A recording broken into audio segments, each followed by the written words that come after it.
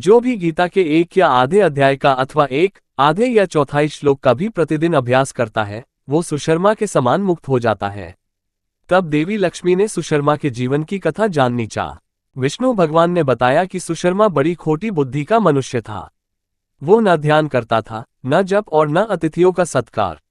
वो हल जोतता और पत्ते बेचकर जीविका चलाता था। वो मदिरा और मांस का सेवन करता था। इस प्रकार उसने अपने जीवन का दीर्घकाल व्यतीत कर दिया। एक दिन वो पत्ते लाने के लिए किसी ऋषि की वाटिका में घूम रहा था, तभी कालरूपधारी काले सांप के डंसने से उसकी मृत्यु हो गई। तदनंतर वो अनेक नरकों में जा वहां की यातनाएं भोगकर मृत्युलोक में लौट आया। फिर बोझा ढोने वाले बैल के रूप में उसने जन्म लिया। तब किसी पगू ने उसे खरीद लिया। बैल ने अपनी पीठ पर पनगू का भार ढोते हुए बड़े कष्ट से 7-8 वर्ष बिताए। एक दिन पनगू ने किसी ऊंचे स्थान पर बहुत देर तक बड़ी तेजी के साथ उस बैल को घुमाया। इससे वो थककर बड़े वेग से पृथ्वी पर गिरा और मूर्छित होकर मर गया।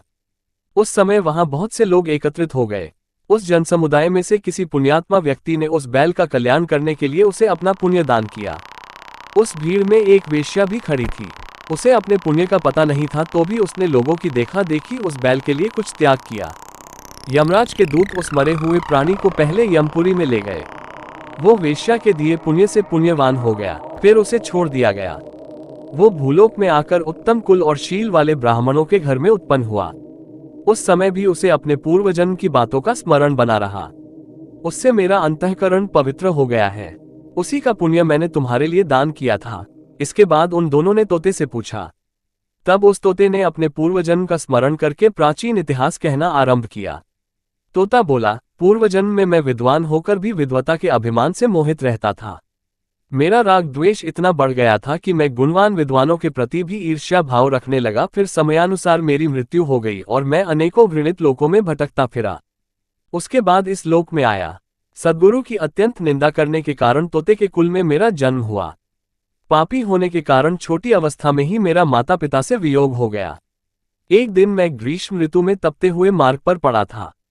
वहां से कुछ श्रेष्ठ मुनि मुझे उठा लाए और महात्माओं के आश्रय में आश्रम के भीतर एक पिंजरे में उन्होंने मुझे डाल दिया। वहीं मुझे पढ़ाया गया। ऋषियों के बालक बड़े आदर के साथ गीता के प्रथम अध्याय की आवृत्ति करते थे। उन्हीं से सुनकर मैं भी बारंबार पाठ करने लगा। इसी बीच में एक चोरी करने वाले बहेलिये ने मुझे वहां से चुरा लिया। तत्पश्चात इस देवी ने मुझे खरीद लिया। मैंने इस प्रथम अध्याय का अभ्यास किया था, जिससे मैंने अपने पापों को दूर किया है। फिर उसी से इस वेश्या का भी अंतःकरण शुद्ध हुआ है और उसी के पुण्य से आप भी पाप मुक्त हुए हैं। इसलिए जो गीता के प्रथम अध्याय को पढ़ता, सुनता तथा अभ्यास करता है, उसे इस भवसागर को पार करने में कोई कठिनाई नहीं होती है।